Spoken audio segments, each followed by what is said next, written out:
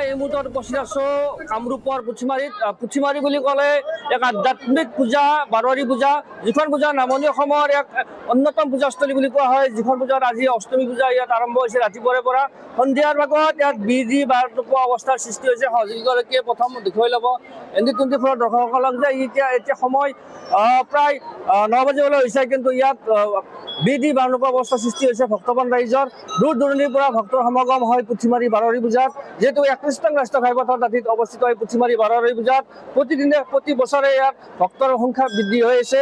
যদিও আপোন শিল্পী জুবিন গাৰ্গৰ যি মহাপ্ৰস্থানৰ পিছত কিছু আৱেগিক পৰিৱেশ সৃষ্টি হৈছিল, কিন্তু আজি সকলো ৰাইজ ওলাই আহিছে এই পূজা ভাগিত পুথিমাৰী বাৰোৱাৰী পূজাত। উদযাপন সমিতিৰ ওচৰলৈ গৈছোঁ, আয়োজক আছে, আপোনাৰ ওচৰলৈ পুৰণি আহিছোঁ। পুথিমাৰী বাৰোৱাৰী পূজা নামনি অসমৰ আগশাৰীৰ পূজাৰ ভিতৰত এক প্ৰশংসনীয় পূজা পুথিমাৰী বাৰোৱাৰী পূজা। ভক্তৰ সংখ্যা প্ৰতি বছৰে বৃদ্ধি হৈ আহিছে। মেইন কাৰণটো পুথিমাৰী পূজাৰ এইবাৰ আমি 107 সংখ্যক দুৰ্গা পূজা আমাৰ।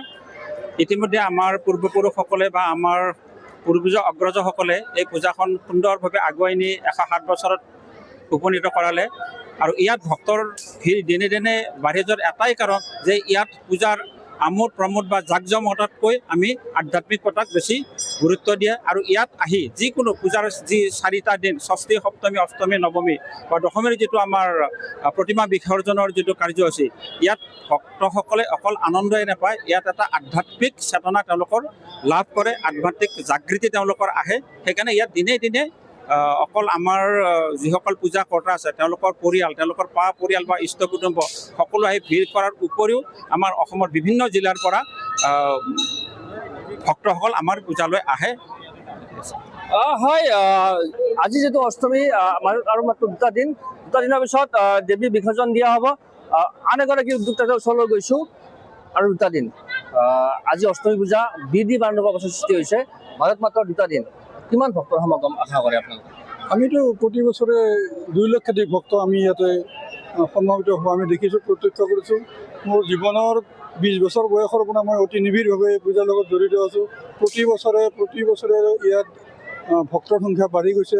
আমি অহা 2টা দিনত আমি ভক্তৰ সংখ্যা বঢ়াৰ লগে লগে আমি দেৱীক কাটৰে প্ৰাৰ্থনা জনাইছোঁ, অহা 2টা দিন আমি শান্তি সম্প্ৰীতিৰে যাতে অতিবাহিত কৰিব পাৰোঁ, সকলো ভক্তৰ অভীষ্ট সিদ্ধি হয়। আৰু আমি ভাবোঁ ভক্তৰ অভীষ্ট সিদ্ধি হয় কাৰণে ইয়াতে ভক্তৰ সংখ্যা বাঢ়ে। ভক্তৰ সংখ্যা বৃদ্ধি হয় প্ৰতি বছৰে। ভক্তসকলক কিন্তু সুশৃংখলাভাৱে যি নিয়ন্ত্ৰণ কৰাৰ ব্যৱস্থা কৰে উদযাপন সমিতিয়ে। 31